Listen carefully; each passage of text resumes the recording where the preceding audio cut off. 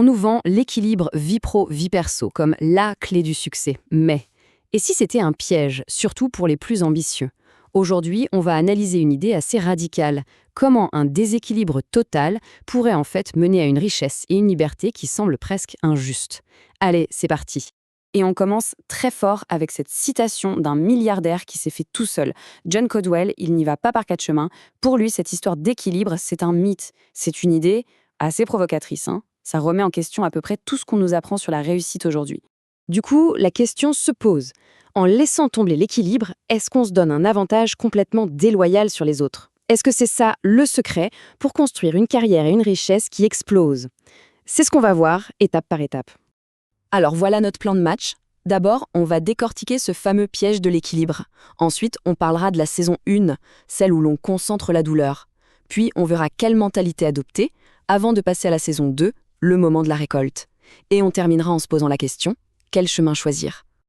Bon, le piège de l'équilibre. L'idée, elle est assez simple. Pour quelqu'un de jeune, avec de grandes ambitions, eh bien, chercher l'équilibre, c'est un peu se condamner à une croissance moyenne, prévisible.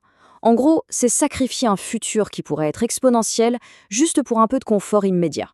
On passe à la stratégie principale, la saison 1. Comme l'explique un investisseur comme Jasprit Singh, on peut voir la vie comme une suite de saisons. Et l'idée, c'est de tout concentrer, toute la difficulté, tout le travail acharné, dans une toute première saison, la vingtaine par exemple, pour pouvoir en récolter les fruits bien plus tard. Alors, ça veut dire quoi concrètement, concentrer la douleur? C'est un choix délibéré. Au lieu de chercher le poste le plus confortable, on va chercher la difficulté. On va prendre les jobs les plus durs, pas forcément pour le salaire, mais pour tout ce qu'on va y apprendre. C'est une approche qui va complètement à contre-courant.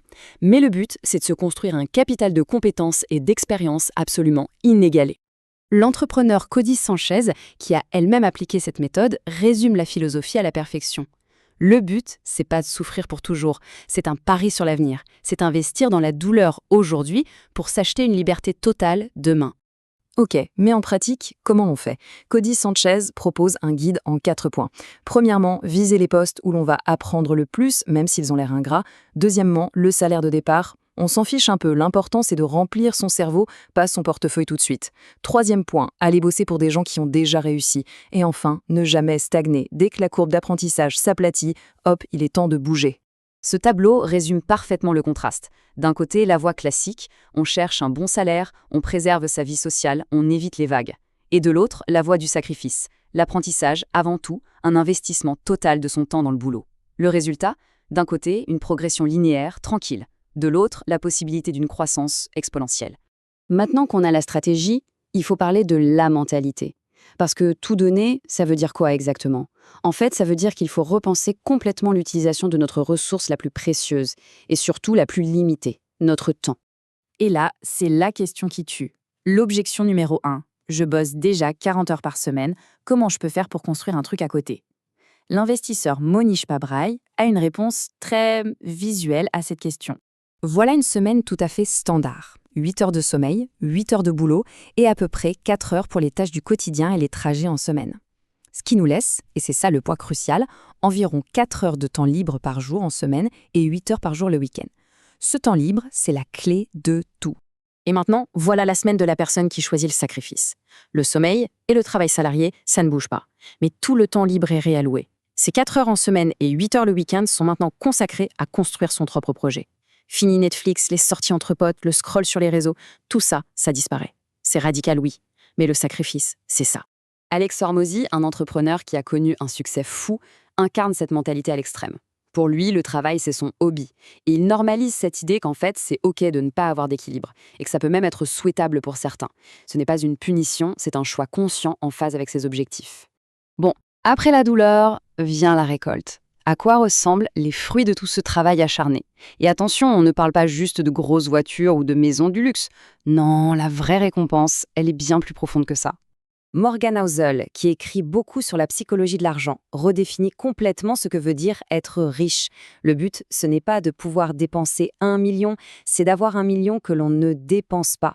Ce capital, il devient un bouclier qui offre la liberté ultime, le contrôle total de son temps.